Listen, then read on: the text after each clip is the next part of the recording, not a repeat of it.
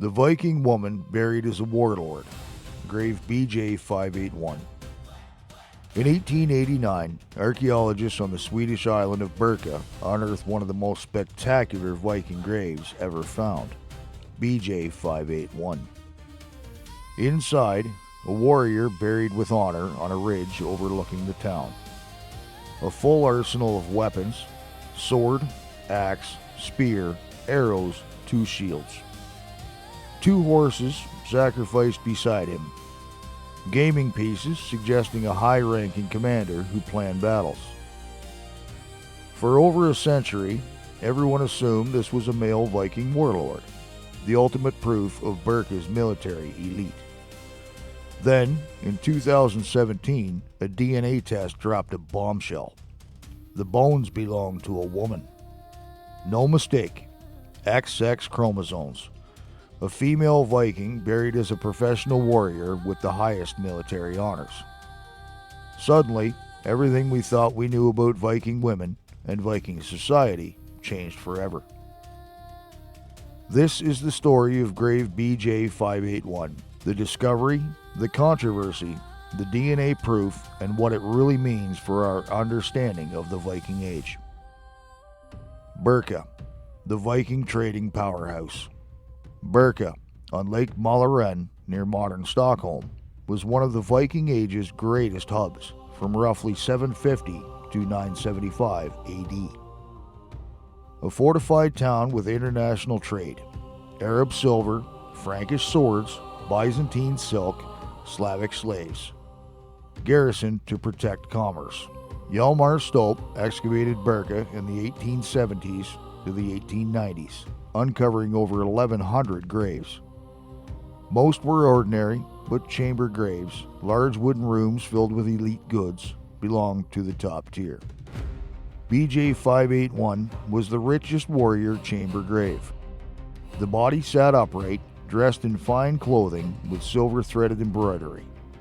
On the lap, a gaming board with 28 pieces, including a king, suggesting strategic command.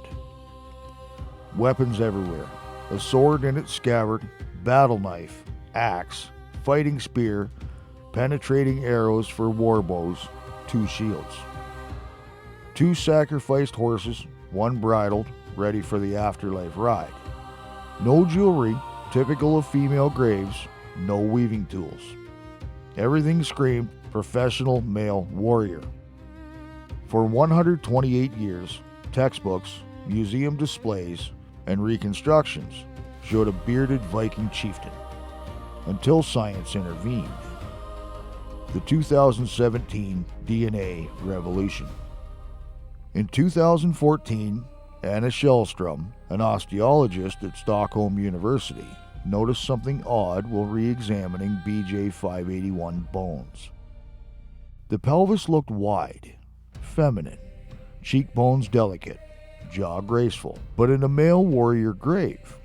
She published a paper suggesting possible female traits, but it was cautious. Bones can be ambiguous. Then Charlotte Hedenstierna Johnson led a full study in 2017, published in the American Journal of Physical Anthropology. They extracted DNA from a tooth and arm bone. Result: XX chromosomes. No Y chromosome detected. The individual was definitively female, around 30 to 40 years old at death, about 5 foot 6 inches tall. No signs of trauma that would prevent fighting. The team concluded this woman was a high-ranking professional warrior, buried with full military honors exactly as a male commander would be. The paper exploded across global media. Viking warrior women weren't just shield maidens in sagas, they were real. Or were they? The backlash and controversy. Not everyone accepted the findings. Critics argued DNA contamination or mix-up with another grave. The body might have been moved in antiquity. The weapons were symbolic, not practical. She could have been a general's wife buried with his gear. Gaming pieces might mean diplomat, not tactician. Birka had many graves. Maybe this was ceremonial, not literal. Judith Jesch, a leading Viking scholar, called it sensationalist, arguing no textual evidence supports female battlefield commanders. Others claim the pelvis wasn't definitively female, or that sexual dimorphism in Vikings made identification tricky. The original team responded with more tests. Strontium isotope analysis showed she was local in Birka, not an outsider.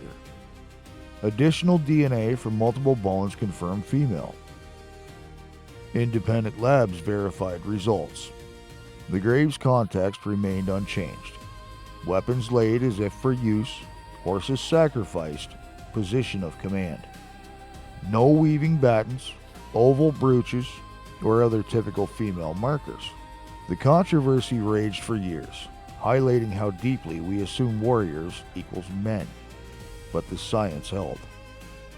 Today, most experts accept BJ 581 as a female warrior, though debate continues on whether she fought on the battlefield or held a strategic command role. Viking women in war, the bigger picture. BJ 581 isn't isolated.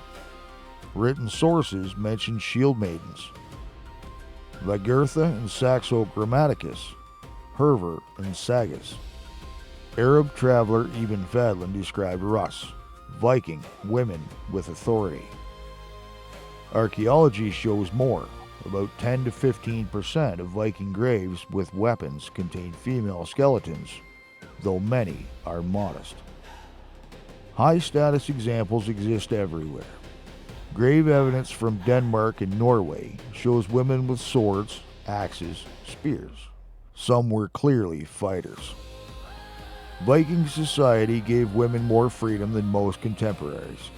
They could own property, divorce, inherit, run farms while men raided. In war, they defended homesteads, joined expeditions, even led. The law code Gergas mentions women bearing arms.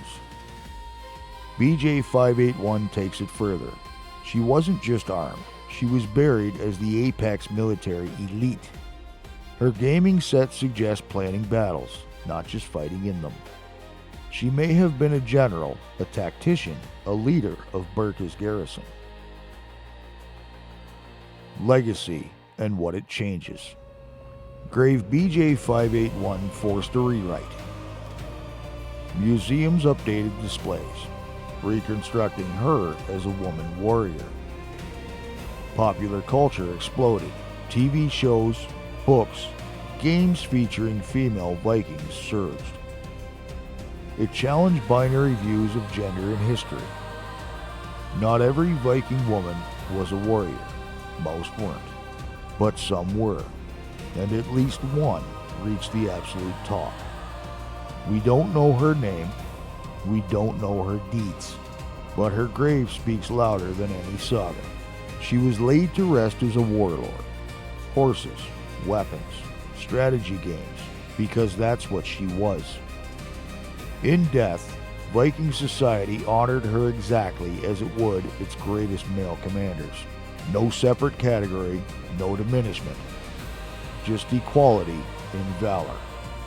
The woman of grave BJ 581 proves the Viking world was more complex, more flexible, and far more interesting than we ever imagined.